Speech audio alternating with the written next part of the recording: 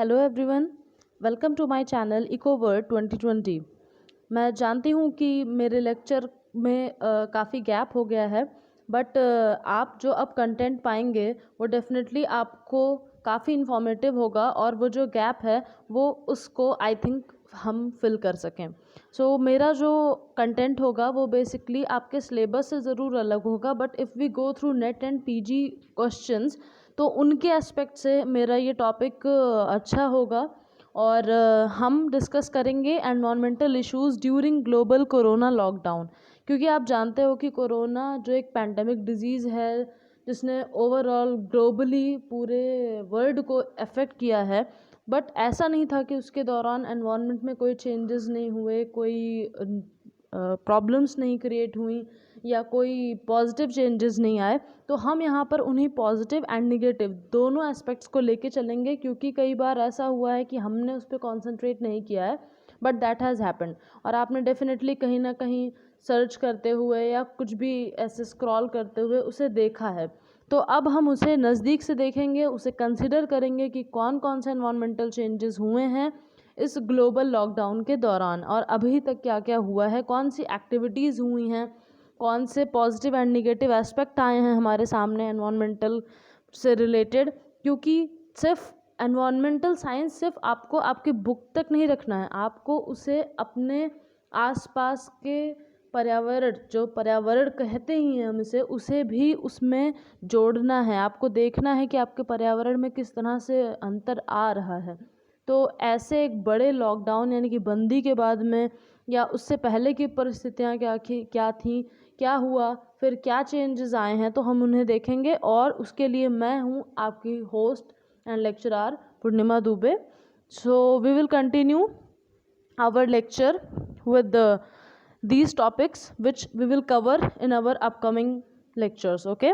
तो हमारा जो पहला टॉपिक होगा, जैसा कि आप देख सकते हैं, वो होगा सबसे पहला complete healing of ozone layer. आपने अभी तक डेफिनेटली अपने क्लासेस में ओजोन लेयर के डिप्लीशन के बारे में पढ़ा होगा, सुना होगा। मैंने भी इवन सिर्फ उसके डिप्लीशन के ही बारे में जाना है जब से जाना है, बट ये हीलिंग की जो प्रक्रिया है ये इस लॉकडाउन का, इस कोविड-19 के लॉकडाउन का इम्पैक्ट रहा कि वो कम्प्लीटली हील हो गई है प्रेजेंट में। तो हम उसे जानेंगे कि कैसे वो डिप्लीट हुई, यानी कि कैसे वो डिग्रेड हुई और कैसे वो सही भी हो गई, किस किस सिचुएशन से, किस रिएक्शन से वो वापस सही हो गई। ओके, देन नेक्स्ट हमारा होगा decrease in poor air quality. हमारे यहाँ का एयर क्वालिटी इंडेक्स जो था, आप देख सकते हैं प्रीवियस डेटा से कि उसमें 18 जो थे वो हमारी सिटीज़ थी, यानी कि इंडिया की सिटीज़ थी। बट अगर आपने रिसेंट का डेटा देखा हो तो उसमें काफ़ी इम्प्रूवमेंट आया है। बट हम यहाँ पर जो एयर क्वालिटी इंडेक्स देखेंगे, जो एयर क्वालिटी देखेंगे, वो ओवरऑल वर्ल्ड में देखेंगे कि किसकी क्या एयर क्वालिटी रही है। Okay, next come to our third topic which will cover, and third is reclamation of migratory birds and animals. यानी कि आपने सुना होगा कि ऐसे ऐसे बर्ड्स, ऐसे ऐसे एनिमल्स का रिक्लेमेशन हुआ है, वो वापस आए हैं, उनका नेचुरल हैबिटेट उन्हें मिला है तो वो वापस आए हैं। ओके गाइज, तो वो कैसे वापस आए हैं, क्यों वापस आए हैं, एंड कौन कौन सी जगह पे कौन से एनिमल्स और बर्ड्स वापस आए हैं, ये भी जानेंगे। Then come to our fourth lecture, cheetah re introduction to India. India में चीता जो हैं उनका री इंट्रोडक्शन हुआ है इसी ग्लोबल लॉकडाउन के दौरान। And third one is, sorry, fifth one is anomalies in temperature. Temperature में मैं आपको बता दूं, इवन पोल्स पे भी बहुत ज़्यादा एनोमली देखी गई है। ऑल्दो मैं ये नहीं कह रही कि ये सारी चीज़ें कोविड-19 से जुड़ी हैं या लॉकडाउन से जुड़ी हैं, बट ये सारे ऐसे इवेंट्स हैं जो इसी दौरान चेंजेस इनमें देखे गए हैं। एंड नेक्स्ट वन आप सभी जानते हैं, विजाग, यानी कि हमारा विशाखापट्टनम, वहाँ पे के एलजी प्लांट में बहुत बड़ी गैस ट्रेजिडी हुई। आई थिंक उसे भोपाल गैस ट्रेजिडी, इंडिया में भोपाल गैस ट्रेजिडी के बाद नेक्स्ट सबसे बिगेस्ट ट्रेजिडी कहा जा रहा है। So we will go through that also. और उसके बाद आर्मी फॉल वॉर्म अटैक पे आ जाइए, जो कि बहुत बड़ा हेडेक बने हुए हैं हमारे फार्मर्स के लिए, हमारी फूड सप्लाई के लिए, क्योंकि प्रेजेंट में ऑलरेडी इंडिया फूड सप्लाई को बहुत ही पुअर लेवल पे फेस कर रहा है। और ऐसे में ऐसे एनिमल्स, ऐसे काइट्स का अटैक होना फार्मर्स पे, उनके फील्ड्स पे, it is highly very dangerous guys. So हम उन्हें जानेंगे कि आर्मी फॉल वॉर्म है क्या और इनका अटैक क्या है, उनका इम्पैक्ट क्या है और ये कहाँ से आए हैं इंडिया में। और उसके बाद आ जाएंगे हम सबसे ही बर्निंग टॉपिक पे, जो रहा है हमारा ट्रॉपिकल साइक्लोन अम्फन। तो ये अम्फन नाम क्यों पड़ा है, ट्रॉपिकल साइक्लोन क्या होते हैं, इनकी नेमिंग कैसे होती है, क्योंकि आप देखोगे तो हर बार साइक्लोन के नेम्स अलग अलग होते हैं, तो उनके नेम्स अलग अलग क्यों होते हैं, कैसे होती है नेमिंग, ट्रॉपिकल साइक्लोन क्या होता है, किस तरह से वो प्रोड्यूस होता है, उसका इम्पैक्ट क्या होता है। Okay, we will go through that also. और उसके बाद लोकस्ट अटैक पे आ जाइए। रिसेंटली बहुत हार्म कर रहे हैं लोकस्ट, जिनको टिड्डा कहते हैं आप नॉर्मल लैंग्वेज में, वो लोकस्ट बहुत हार्म कर रहे हैं हमारे फील्ड्स को। तो हम उन्हें भी जानेंगे कि उनका क्या है, कैसे आए हैं वो इंडिया में, कैसे एंट्री करी है उन्होंने। And last one will be heat waves contributing forest fires. आपने उत्तराखंड के जंगलों में लगी हुई आग के बारे में ज़रूर ही सुना होगा। वैसे तो इससे पहले फॉरेस्ट फायर्स ने अफ्रीका को बहुत ज़्यादा बर्न किया है, वहाँ के फॉरेस्ट में बहुत ज़्यादा नुकसान पहुँचाया, but that is a 2019 event and we are going through here of about 2020 यानी कि 2020 इवेंट्स। सो उसमें हम चलेंगे रिसेंट के फॉरेस्ट फायर्स जो हमारे उत्तराखंड के जंगलों में लगे, उस आग में कैसे क्या हुआ, कैसे हीट वेव्स ने अपना रोल अदा किया, कैसे लगी, नेचुरली था या ह्यूमन मेड था। तो ये सारी चीज़ें हम देखेंगे। और इनके अलावा आप सिर्फ इतना ना सोचें कि आपको सिर्फ इतने ही टॉपिक्स मिलेंगे, जो भी एडिशनल होंगे आप डेफिनेटली आप पाने जा रहे हैं बहुत ही अच्छा कंटेंट। सो प्लीज़ जस्ट हमारे साथ बने रहिए। और जल्दी से आते हैं हम अपने फर्स्ट टॉपिक पे, जो है complete healing of ozone layer. So let's go to our third slide, और ये है ozone layer depletion and complete healing during global lockdown. तो देख लेते हैं जल्दी से कि ये कैसे है।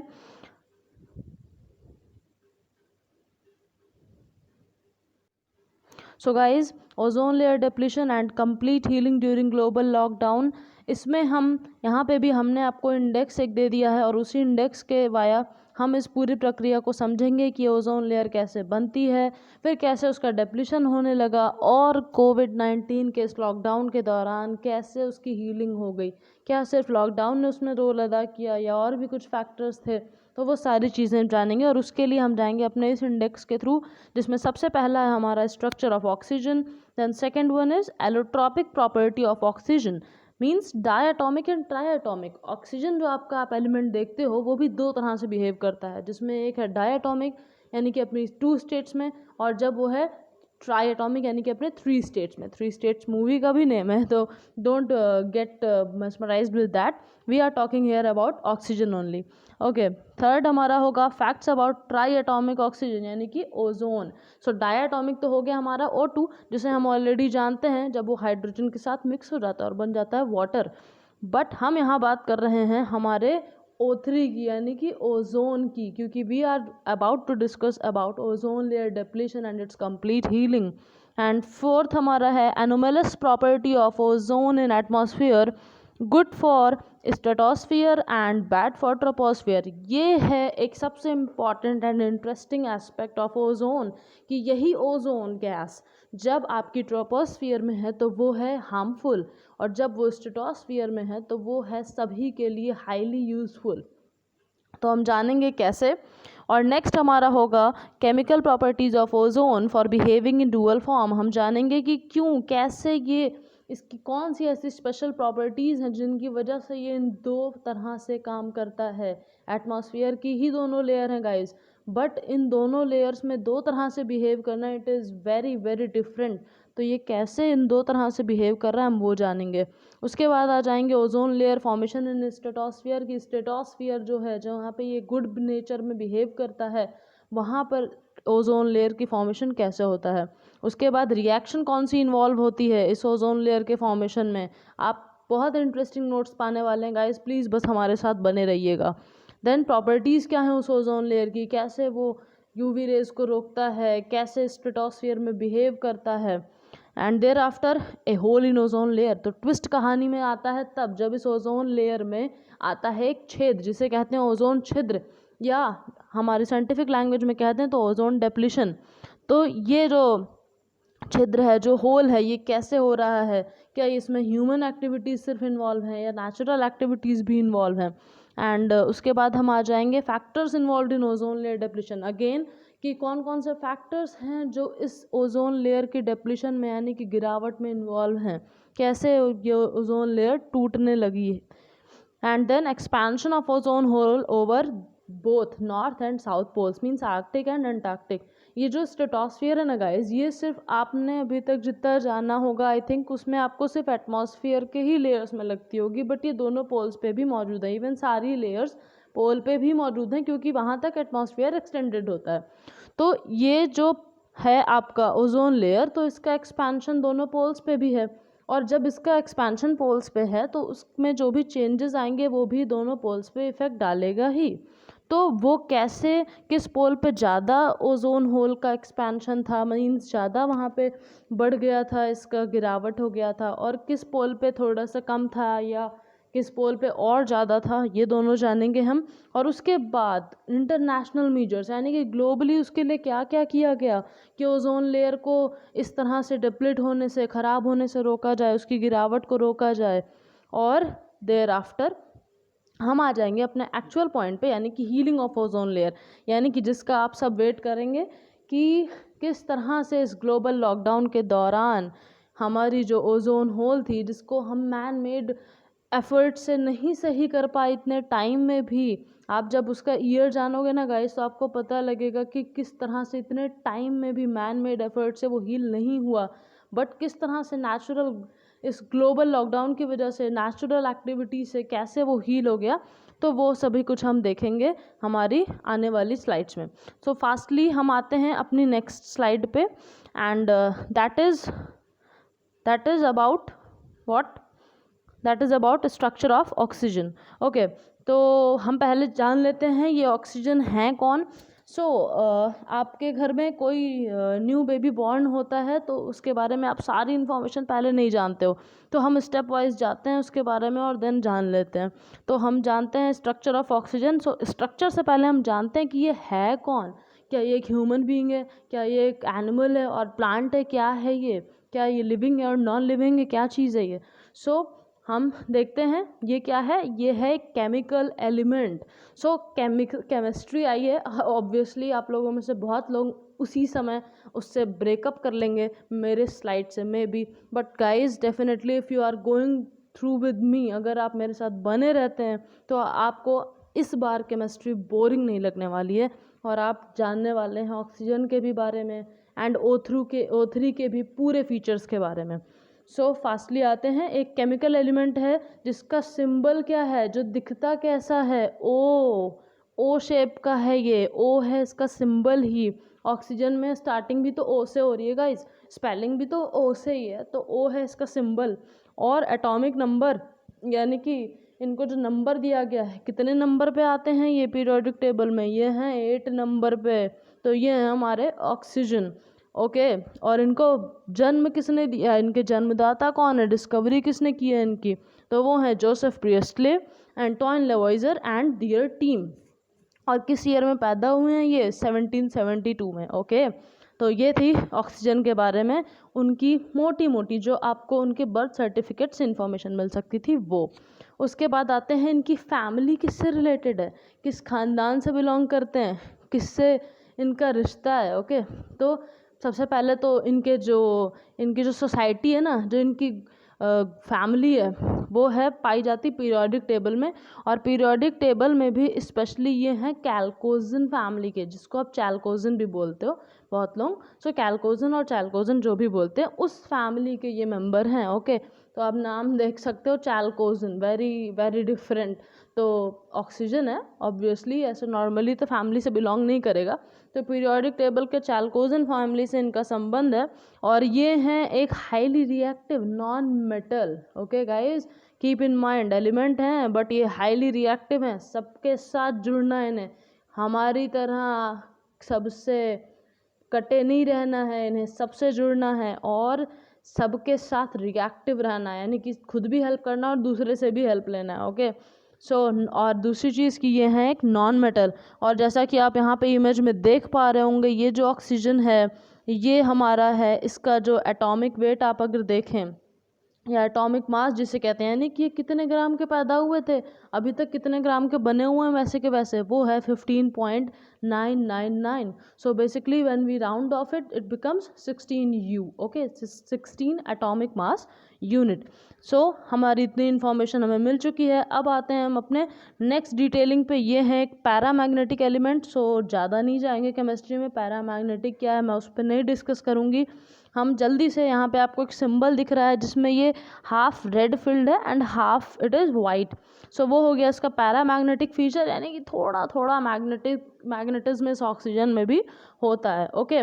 उसके अलावा ये है एक हाईली ऑक्सीडाइजिंग एजेंट, तो सबको ऑक्सीडाइज कर देते हैं ये, एंड रेडली फॉर्म्स ऑक्साइड्स। तो मैंने कहा था ना दोस्तों कि ये जल्दी से जल्दी लोगों से लिंक करते हैं, उनकी हेल्प करते हैं, बदले में उनसे हेल्प लेते हैं। तो वो प्रॉपर्टी इन्हें बनाती है एक हाईली ऑक्सीडाइजिंग एजेंट, जो जल्दी से सबके साथ में ऑक्साइड्स बना लेता है। जैसे कि आप देख सकते हैं वाटर के साथ ये बनाता है with most elements as well as with other compounds also. सिर्फ एलिमेंट्स के साथ ही नहीं, ये कंपाउंड्स के साथ भी रिएक्शन करके ऑक्साइड्स बना लेता है। तो ये थे हमारे ऑक्सीजन। और अब आगे देखें हम, ऑक्सीजन है कैसी गैस? ये गैस है गाइज, और ये गैस है कलरलेस और ओडरलेस गैस। इसकी ना कोई कलर है ना कोई टेस्ट है। देन लिक्विड ऑक्सीजन जो हमारा होता है, इसके भी फॉर्म्स हैं, स्पेशली उसमें जब आप लिक्विड ऑक्सीजन में जाएंगे तो वो होता है पेल ब्लू कलर का, means dark blue colour, and उसको आप अट्रैक्ट कर सकते हो मैग्नेट के द्वारा, क्योंकि इसमें है पैरामैग्नेटिक प्रॉपर्टी, यानी कि थोड़ा मैग्नेटिज्म वाली प्रॉपर्टी इसमें पाई जाती है। And then air and body में अब देख लेते हैं कि ये ऑक्सीजन जो है हमारा, आप जानते हो इनहेल करते हैं तो हम ऑक्सीजन ही लेते हैं, एंड एक्सहेल करने के टाइम पे CO2 ही एक्सहेल करते हैं। तो ये जो ऑक्सीजन है ये हमारी बॉडी में कितना नीडेड है या कितना प्रेजेंट है, और एटमॉस्फेयर में कितना प्रेजेंट है भाई, ये भी तो जान लेना ज़रूरी है कि भाई कंटिन्यूअसली इनहेल करते जा रहे हैं, कहीं ऐसा ना हो कि सारा इनहेल कर लें और ख़त्म ही हो जाए अर्थ के एटमॉस्फेयर से। सो डोंट वरी, वो मेंटेनेंस करने के लिए एटमॉस्फेरिक साइकिल्स हैं। और ऑक्सीजन जो है हमारा वो अर्थ के एटमॉस्फेयर पे 21% अमाउंट में मौजूद है। और इसका जो एटॉमिक मास है, जो इसके एटम्स हैं, वो हमारी ह्यूमन बॉडी में हमारी ह्यूमन बॉडी के 65% मास को बनाते हैं। So it is very important for our human body guys. So please plantation ज़्यादा से ज़्यादा रखिए ताकि हमारी बॉडी में ऑक्सीजन बना रहे। एंड नेक्स्ट आपको यहाँ पे एक रॉकेट फ्यूल दिख रहा है, तो देखते हैं रॉकेट फ्यूल का क्या रोल आ गया भाई ऑक्सीजन में। ऑक्सीजन में नहीं रोल है, लिक्विड ऑक्सीजन यूज़ किया जाता है एक ऑक्सीडाइजर की तरह कुछ रॉकेट प्रोपेलेंट्स में। तो आजकल के जो एडवांस रॉकेट प्रोपेलेंट्स है ना गाइस, वहाँ पे ईंधन के तौर पे इसी लिक्विड ऑक्सीजन का यूज़ किया जाता है, often with liquid hydrogen also.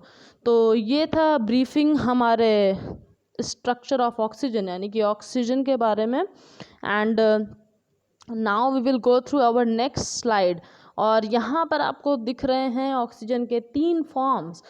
तो ये 3 फॉर्म्स क्या हैं, आते हैं अब उस पर। ये 3 फॉर्म्स कुछ नहीं है, अब अगर कोई 3 रूप धारण कर ले, 3 फॉर्म्स में आ जाए, तो वो कोई नई चीज़ नहीं है, कोई डिफरेंट चीज़ नहीं है, कोई उसमें ख़राबी नहीं है। तो जो हमारा ऑक्सीजन है ना, ऑक्सीजन का भी ये फीचर होता है कि ये जो है ना, ये गाइस इसका एक बहुत इम्पॉर्टेंट फीचर है कि ये एक एलोट्रॉप रखता है, ओके।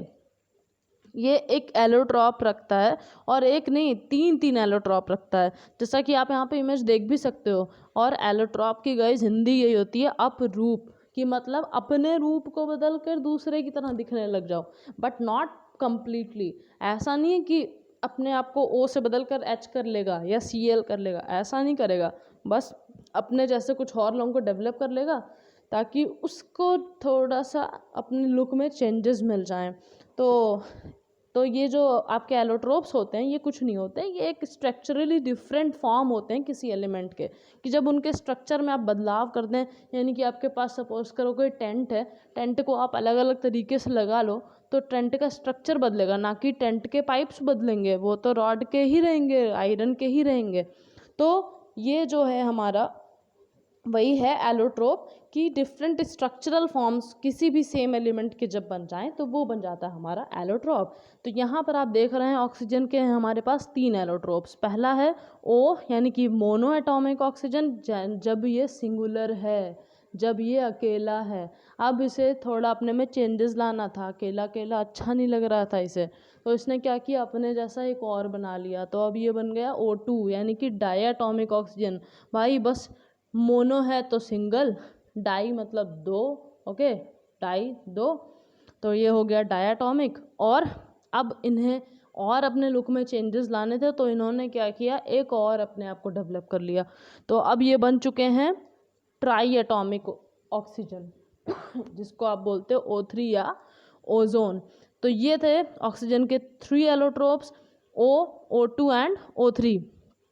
अब ये 3 एलोट्रोप्स मिलके क्या करेंगे, कैसे ये इसमें से जो O2 एंड O3 हैं ये दोनों लोग क्या करेंगे चेंजेस, ये देख लेते हैं। सो अगेन गाइज आप यहाँ पे देख सकते हैं 2 एलोट्रोप्स हैं ऑक्सीजन के, O2 एंड O3। वैसे तो इसके अनायंस की अगर हम बात करें ऑक्सीजन के तो वो और 3 होते हैं, जिसमें O पे अगर आप 2- लगा दो तो वो बन जाता है ऑक्साइड। ओके, लगा दो ऐसा नहीं लगा दो, केमिकल रिएक्शन के थ्रू, बैलेंसिंग के थ्रू होता है वो, और आदान प्रदान जो करेगा ये अपने चार्जेस का उसके थ्रू। और देयर आफ्टर जब आप O2 पे 2- चार्ज लगा दो तो वो बन जाता है पर ऑक्साइड। एंड जब आप O2 पे जस्ट 1- के पावर देते हो ना, उसको एक इलेक्ट्रॉन का चार्ज देते हो तो वो बन जाता है सुपर ऑक्साइड। तो ये जो प्रॉपर्टीज़ है ना, यही इसके ऑक्सीडेशन में भी रोल अदा करती हैं, क्योंकि इन्हीं की वजह से ये अदर एलिमेंट से इलेक्ट्रॉन लेता है। मैंने आपसे कहा था ना कि it is very helpful in nature. तो ये सिर्फ देने में विश्वास नहीं रखता है, अगले पर्सन को देता है और उससे लेता भी है, मतलब बराबरी की साझेदारी करता है। ओके गाइज, तो अब हम आते हैं जल्दी से अपने दोनों एलोट्रॉप्स पे, उनके बारे में जान लेते हैं। तो हमारा जो O2 है, जो डाई ऑक्सीजन है, वो एक स्टेबल एंड डायटोमिक मॉलिक्यूल है, जिसके कारण ये कि एक गैस है। O3 की तरह ये भी एक गैस है। ओके, सो हम जल्दी से अपने नेक्स्ट स्लाइड पे चलते हैं और देखते हैं क्या क्या हैं इसके features. So guys, I think you must be able to see the screen now. And O2 is again a colorless gas and odorless gas, just like oxygen. जब ऑक्सीजन मोनो एटॉमिक फॉर्म में होता है तो वो colourless और odourless होता है, वैसे ही O2 भी कलरलेस एंड ओडरलेस होता है। Okay, and when it is moderately reactive, and at that time it is highly reactive. Okay, and thereafter decompose by high UV light. अच्छा, रिएक्टिव तो है, स्टेबिलिटी भी है इसमें क्योंकि ये गैस है, लेकिन जब इस पर हाई यूवी लाइट पड़ती है, यूवी लाइट की पावर पड़ती है, तो ये डिकम्पोज हो जाता है, यानी कि ब्रेक हो जाता है। वो हम फर्दर देखेंगे कैसे होता है।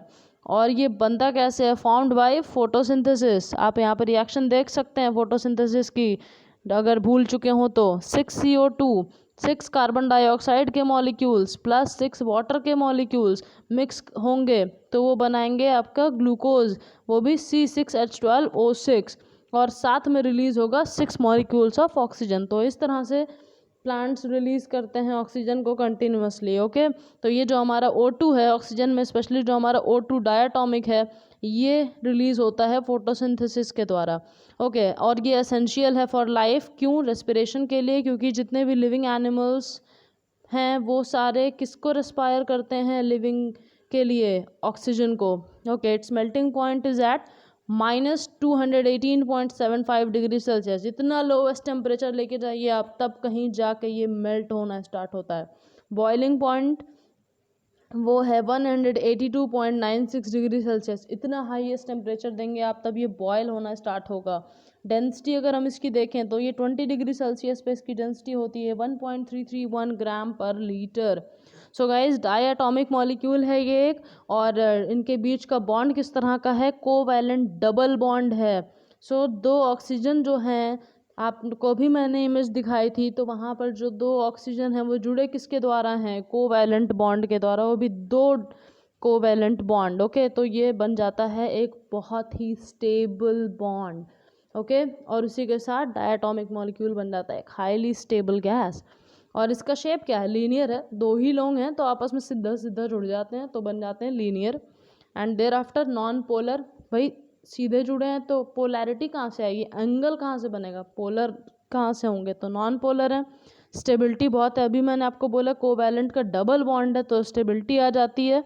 और जिस पेल ब्लू कलर के लिक्विड की वहाँ बात हो रही थी ऑक्सीजन की मेरी फर्स्ट स्लाइड में, वो पेल ब्लू कलर का लिक्विड स्टेट आता है उसके डायटोमिक फॉर्म में। ओके, अब इसके यूजेस देख लेते हैं कि O2 हमारा यूज़ कहाँ कहाँ होता है। Medically helps to overcome breathing, obviously आपको लॉकडाउन के दौरान देख लीजिए, सॉरी कोरोना के दौरान आप देख लीजिए कि सबसे ज़्यादा ब्रीदिंग में हमें जब प्रॉब्लम हो रही है तो हमें क्या चाहिए, ऑक्सीजन। वेंटिलेटर्स क्या प्रोवाइड करा रहे हैं, ऑक्सीजन, कि आपको ज़्यादा से ज़्यादा ऑक्सीजन मिल सके। Okay, so do plantation more and more, ताकि हमें ऑक्सीजन नेचुरली मिलती ही रहे हमेशा। Okay, next is steel making में ऑक्सीडेशन प्रॉपर्टी बहुत अच्छी है ऑक्सीजन की, तो इसलिए स्टील मेकिंग के टाइम पे इसे यूज़ करते हैं। किस लिए, oxidises carbon from pig iron, जो पिग आयरन होता है उसमें से कार्बन को ये ऑक्सीडाइज कर लेता है जिससे कि उसमें प्योरिफिकेशन आ जाता है उस आयरन में। Then oxy acetylene torches, torches that is not that torch that you can use in your houses, ठीक है, ये वो टॉर्च नहीं है कि आप अपने घरों में उससे रोशनी फैलाएंगे। These are different torches that are use while, जब खुदाई होती है उस टाइम पे यूज़ किए जाते हैं ये टॉर्चेज, तो वहाँ पे यूज़ होता है ये diatomic oxygen. Then liquid in space shuttle and rockets, अभी मैंने आपको प्रीवियस स्लाइड में दिखाया कि था कि रॉकेट्स में नाव ये लिक्विड प्रोपेलेंट्स की तरह H2 के साथ में, हाइड्रोजन के साथ में ये लिक्विड प्रोपेलेंट्स की तरह यूज़ किए जा रहे हैं, यानी कि ये रॉकेट फ्यूल भी बन चुका है प्रेजेंट के टाइम में। तो ये थे सारे आपके डायटोमिक ऑक्सीजन के फीचर्स। और अब आते हैं अपने O3 पे, यानी कि जो हमारा मेन हीरो है हमारी स्टोरी का, ozone, O3 triatomic oxygen. Okay, तो सबसे पहला फीचर आप खुद जानते हो, ये एक ट्राइएटॉमिक एलोट्रोप है ऑक्सीजन का, ये अनस्टेबल है, ये इजीली डिकम्पोज हो जाता है O2 में। भाई तीन हैं, O एंड O2, तो जो वीक पड़ेगा वो ब्रेक कर जाएगा ना, ठीक है, तो ये ब्रेक कर जाता है। और ये भी पेल ब्लू कलर का होता है, इसमें एक बहुत स्ट्रॉन्ग स्मेल होती है, इसकी एक ओडर होती है अपनी, एक स्मेल होती है। और ये हाईली रिएक्टिव होता है भाई, जो इजीली टूटेगा वही दूसरे से रिएक्शन कर पाएगा, जो टूटेगा ही नहीं वो रिएक्शन नहीं कर पाएगा। तो बनो ज़्यादा ब्रेकिंग बट हाईली रिएक्टिव, कि आप जहाँ जहाँ से नॉलेज मिले ना सब जगह से ले सको। Okay, so decompose by medium UV light, उधर तो भाई देखो यूवी लाइट आ रही थी हाई वाली तब ब्रेक हो रहा था, ये तो मीडियम यूवी लाइट पे ही ब्रेक कर जाता है। तो अब आपके दिमाग में ये ज़रूर आ रहा होगा कि जो यूवी लाइट पाते ही ब्रेक कर जाता है तो वो यूवी लाइट को आने से रोकता कैसे होगा, कैसे लेयर बनाता होगा वहाँ पे कि यूवी रेज नीचे नहीं आती हैं, उस पर भी चलेंगे बट आगे। So formed by UV and electric discharge on O2, देख लीजिए ब्रेकिंग तो हो रही है बट तुरंत दूसरे से जुड़ने को तैयार है, इसीलिए जो इसे ब्रेक करता है ना उसी के हेल्प से दूसरे से जुड़ के अपने आप को वापस बना लेता है। तो आप भी O3 का फंडा लाइए अपनी लाइफ में, जो आपको ब्रेक करे उसको निगेटिवली मत लीजिए, उसे पॉजिटिवली लीजिए और उसी से अपने आप को वापस जोड़ तोड़ के बना लीजिए और बेटर और अच्छा, ठीक है guys. Then toxic in concentrations below 1 part per million, अभी मैंने आपको पिछली स्लाइड में कहा था कि इसका एक ये भी फीचर होता है कि स्ट्रेटोस्फेयर में अच्छा है बट ट्रोपोस्फेयर में ख़राब है। तो कैसे ख़राब है ये तो हम आगे जानेंगे, बट यहाँ पर हम ये जान लेते हैं कि अगर इसका कंसनट्रेशन 1 पार्ट पर मिलियन से कम हो जाता है तो वो टॉक्सिक यानी कि जहरीला हो जाता है। मेल्टिंग पॉइंट इसका है 192.5 डिग्री सेल्सियस, तो यानी कि इतने ज़्यादा हाई टेम्परेचर पे ये मेल्ट होना शुरू करता है। बॉइलिंग पॉइंट पे आ जाएं तो 110.5 डिग्री सेल्सियस है। डेंसिटी इसकी 20 डिग्री सेल्सियस पे होती है, 1.998 ग्राम पर लीटर। और ये जो तिगड़ी है ना ऑक्सीजन की, ऑक्सीजन एटम्स की जो तिगड़ी बन रही है, ये तिगड़ी जो है ये एक कोवेलेंट डबल बॉन्ड होता है इसमें और एक कोऑर्डिनेट कोवेलेंट बॉन्ड होता है। तो भाई ये तो और स्ट्रांग है। और आगे आप जानोगे ना कि इसके पास तो रिजोनेंस का भी फीचर है, मतलब कि ये अपने कई रूप धारण कर सकता है, मतलब O3 अकेला ही अपने 3 रूप धारण कर सकता है, उसे तो O2 और O की ज़रूरत ही नहीं है, वो अकेले ही अपने 3 रूप धारण कर लेता है और उसी के कारण आगे देखेंगे क्या कमाल करता है। ओके, तो ये होता किसकी वजह से है, क्योंकि इसमें है एक कोवेलेंट डबल बॉन्ड, और उसके अलावा दूसरे नंबर पे आ जाएं तो दूसरा कौन स्ट्रांग बनाता है इसे, कोऑर्डिनेट कोवेलेंट बॉन्ड। ठीक है, फिर अगले पे आ जाइए, इनका शेप कैसा है, ये सीधे सीधे 3 लोग ना जुड़ गए पिछले वाले की तरह, यहाँ पर थोड़ा सा शेप में डिफरेंस है और ये थोड़ा सा बॉन्ड के आने की वजह से ना बेंट हो गया है। ओके, और ये हो गया है बेंट होने की वजह से पोलर, यानी कि इसमें एंगल भी पाया जाएगा और ये ईजिली डिकम्पोज हो जाता है O2 में। जब यूवी रे पड़ती है तो भाई ब्रेक करता है तो डिकम्पोज होके किसी फॉर्म में तो आएगा। तो छोटा है तो अपने बड़े वाले भैया के पास पहले जाएगा, दूसरे नंबर वाले के पास, तो O2 के पास पहले आता है, बाद में O के पास जाएगा। ठीक है, then blue in liquid state, तो वो थे पेल ब्लू और ये हैं ब्लू लिक्विड स्टेट में। अच्छा, इनका यूज़ क्या क्या है, स्टेरलाइजर्स किचन्स, बड़ा सैनिटाइज़र, बड़ा स्टेरलाइजेशन का प्रक्रिया चल रहा है पूरे कोविड-19 के दौरान। बहुत बोला जा रहा है कि भाई आप ज़्यादा से ज़्यादा स्टेरलाइज कीजिए अपनी सरफेस को, यानी कि साफ़ रखिए, सैनिटाइज रखिए। ओके, तो उसमें आपका ये जो O3 है, ओजोन है, वो भी एक रोल अदा करता है। एंड फूड शॉप्स, ओके, तो जो फूड शॉप्स हैं, जो किचन्स हैं, उन्हें स्टेरलाइज करा जाता है ओजोन से। एंड कैसे, readied in situ passing air through a silent electric charge. ऐसा नहीं है कि ओजोन कहीं पे ऐसे अवेलेबल है और लेके स्प्रे कर दिया है, that is a different method. So please don't try this at home कि आपने कहीं से ओजोन डेवलप करके एंड स्प्रे करने लगे हैं, please don't do that. Okay, because आपने अभी ऊपर पढ़ा है कि हायर कंसेंट 1 मिलियन जो 1 पार्ट पर मिलियन से कम अगर हो गया कंसेंट्रेशन ना, तो वो टॉक्सिक भी होता है, तो ऐसा नहीं करने का है। दूसरे नंबर पे वाटर प्योरिफिकेशन में बड़ा आप सुनते होंगे आरओ, जितने आपके कैंट और जो बड़े बड़े आरओ हैं, तो वो लोग बताते हैं कि ओजोनिफिकेशन भी होता है हमारे आरओ में, आप इसको लीजिए। तो वहाँ पे क्या है, ओजोन का रोल है और वो उसे प्योरीफाई करता है, क्योंकि अपनी एक इसका कोई टेस्ट नहीं होता है। ठीक है, ओडर ज़रूर है बट कोई टेस्ट नहीं होता है, तो इसलिए इसे उसमें भी यूज़ करते हैं।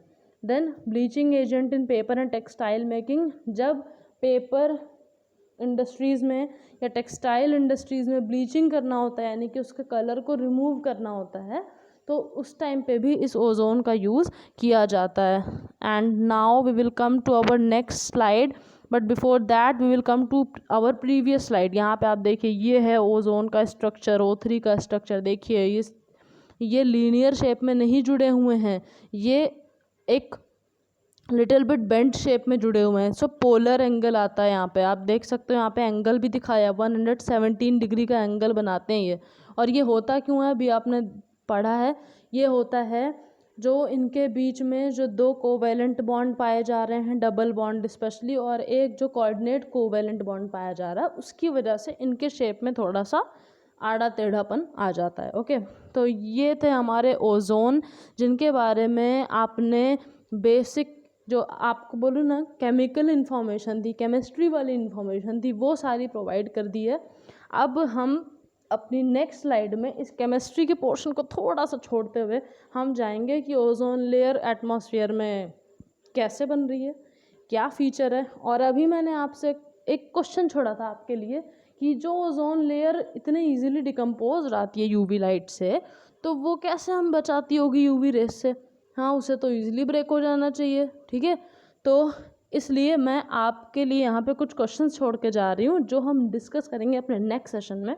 और वो क्वेश्चंस हैं, how ozone is useful for us, क्योंकि भाई जो अपने आप को नहीं बचा पा रहा है वो हमें कैसे बचाएगा। हाँ, क्योंकि यूवी लाइट पड़ते ही तो डिकम्पोज हो जाता है। ठीक है, देन सेकंड क्वेश्चन आपके लिए है कि डुअल बिहेवियर क्या है ओजोन का, 2 तरफा क्या है भाई इसका फीचर, कैसे 2 रोल कैसे अदा कर रहा है एक साथ, 2 हीरो की तरह कैसे काम कर रहा है। ओके, एंड 2 हीरो कैसे हैं भाई, एक अच्छा हीरो है, एक ख़राब हीरो है। तो अच्छा कब है, जब स्ट्रेटोस्फीयर की लेयर में है, और बुरा कब है, जब ट्रोपोस्फीयर की लेयर में। तो क्यों स्ट्रेटोस्फीयर में अच्छा है और क्यों ट्रोपोस्फीयर में बुरा है।